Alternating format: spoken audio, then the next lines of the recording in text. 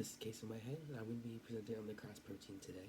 To begin, the Cras protein, or the Kirstein rat sarcoma viral oncogene homolog gene, is found in chromosome 12, which spans about 134 million DNA building blocks.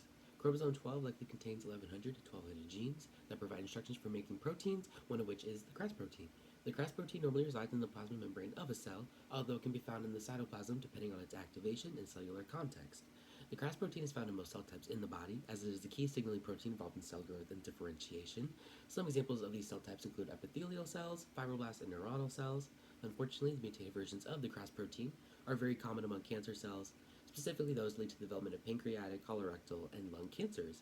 The Cras protein can be activated and inhibited due to being a GT-PACE. This means that it's capable of converting a molecule called GT-PACE into another molecule called GDP.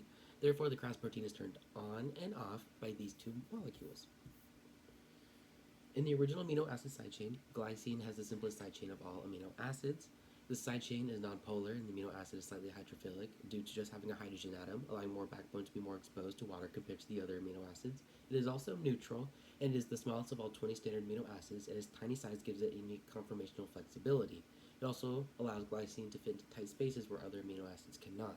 Glycine's interactions are primarily through its backbone rather than the side chain due to its minimal side chain. The lack of a substantial side chain means it provides exceptional conformational flexibility to the protein backbone.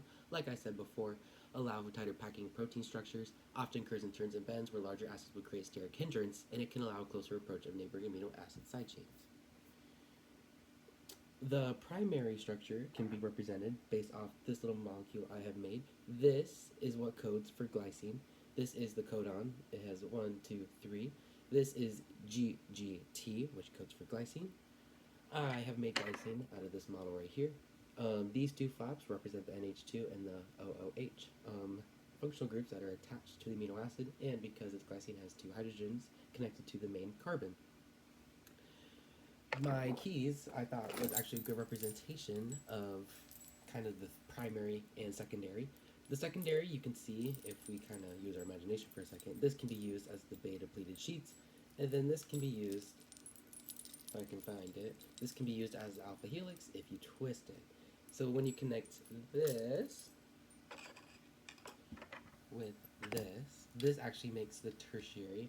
Obviously, this is not a good representation because there'd be a lot more going on, but if you work with me, this would be the tertiary, as this would be one of the kind of R groups connected in the tertiary structure. And then you can just imagine the quaternary would be this over and over and over again. Now, in terms of the mutated amino acid side chain, cysteine has a thiol, or an SH functional group. This can be represented by this little molecule right here. As you can see, it still has the same flaps, still has one hydrogen, but one difference is that it has an extra carbon, and then this can be kind of used as the SH group. This does the exact same thing, except it's going to be connected right here with the beta pleats and the alpha helices.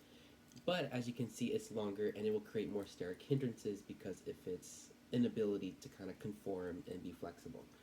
So, cysteine is hydrophobic due to the thiol group, making cysteine less water-soluble than glycine. This could affect how this region of the protein interacts with water or hydrophobic pockets.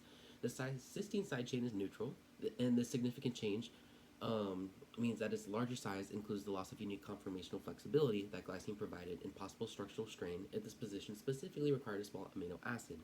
The thiol group introduces several new possible interactions, such as forming disulfide bonds with other cysteines, potentially creating new structural constraints and participating in hydrogen bonding. Overall, the G12C mutation could significantly impact protein function by restricting conformational flexibility due to increased side chain size, altering local protein folding due to new potential interactions, and creating new potential modification sites to the reactive thiol group. When this mutation occurs, G12 codes for an overly active protein causing uncontrolled cell proliferation. What this means is that G12 codes a mutated Cras protein to remain in the on state, which has the Cras protein attached to the GTP molecule. This can be represented, say this is GTP, and it's connected to kind of the tertiary group. This means that it would be on and kind of lead to division, proliferation, differentiation. This can be our GDP. When this is connected, it turns everything off, and the cell won't divide, proliferate, or kind of induce differentiation. But when this is part of kind of the tertiary group, this is going to always remain on, and the GDP can't do anything about it because of this mutation.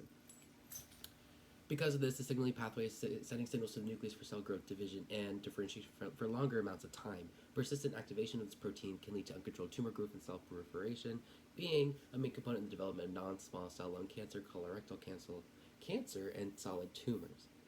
This mutation of the Cras protein were researched is when the glycine in position 12 gets replaced with the cysteine, G12C. This occurs in codon 12 of the Cras gene, changing the normal GGT codon into the TGT codon, which codes for cysteine.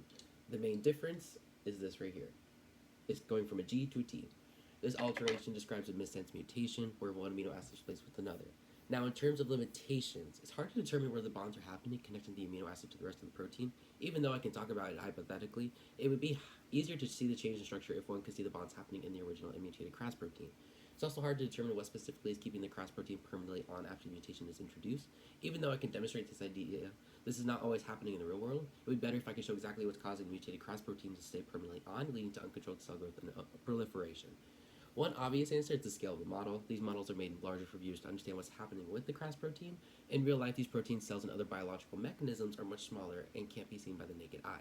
It's hard to show what's happening in real time when this mutation occurs.